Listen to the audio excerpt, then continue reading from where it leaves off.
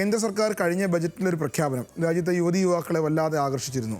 സ്വകാര്യ മേഖലയിൽ ആദ്യ ജോലിയിൽ പ്രവേശിക്കുന്നവർക്ക് പ്രോത്സാഹനം എന്ന നിലയിൽ 15,000 രൂപ വരെ നൽകുമെന്നായിരുന്നു ആ പ്രഖ്യാപനം. ഇതൊക്കെ യാഥാർത്ഥ്യമാകുന്നതാണോ എന്ന് അന്ന് ആലോചിച്ചിരുന്നു. ശരിക്കും ആ ബജറ്റ് പ്രഖ്യാപനം നമ്മൾ ലൈവായിട്ട് നിൽക്കുന്ന സമയത്ത് ഞാനും ഒന്ന് ആലോചിച്ചിരുന്നു, അയ്യോ നമ്മൾ ജോലി ചെയ്യുന്ന കാലത്ത് ഈ പൈസ കിട്ടിയിരുന്നെങ്കിൽ സന്തോഷമുള്ള കാര്യമായിരുന്നല്ലോ എന്ന്. ഇന്നലെ കേന്ദ്ര മന്ത്രിസഭാ യോഗം തൊഴിൽ ബന്ധിത ആനുകൂല്യ പദ്ധതി അതിന് അനുമതി നൽകിയെന്ന വാർത്ത അത് മനോരമയും ജന്മഭൂമിയും 1-ാം പേജിൽ നൽകിയിട്ടുണ്ട്. കേരള കൗമുദി 12-ാമത്തെ പേജിൽ നൽകിയിട്ടുണ്ട്.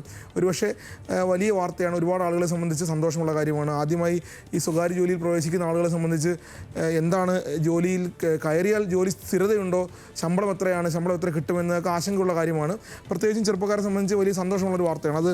അതിലേക്ക് തന്നെ ആദ്യം പോകാം. മനോരമ 1-ാം പേജിൽ പറയുന്നത് എങ്ങനെയാണ്: ആദ്യ ജോലിക്ക് അധിക സമ്മാനം, അത് 15,000 രൂപ വരെ സർക്കാർ തരും എന്നുള്ളതാണ്. ആദ്യ ജോലിക്ക് ഒരു അധിക സമ്മാനം എന്നുള്ളത് ഒരു മധുരത്തിനപ്പുറത്തേക്ക് അതിമധുരത്തിലേക്കാണ് കാര്യങ്ങൾ പോകുന്നത്.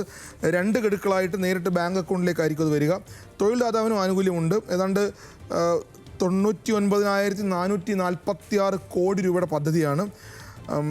സ്വകാര്യ മേഖലയിൽ ആദ്യ ജോലിയിൽ പ്രവേശിക്കുന്നവർക്ക് പ്രോത്സാഹനം എന്ന നിലയിൽ 15,000 രൂപ വരെ നൽകുന്ന പദ്ധതിക്ക് ഞാൻ നേരത്തെ പറഞ്ഞ പോലെ ELI എന്നാണ് ആ പദ്ധതിയുടെ പേര്.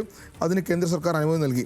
1,00,000 രൂപ വരെ ശമ്പളമുള്ള ജീവനക്കാരുടെ റിക്രൂട്ട്മെൻറ്റ് ആനുകൂല്യത്തിനാണ് തൊഴിൽ ഉടമകളെ പരിഗണിക്കുക.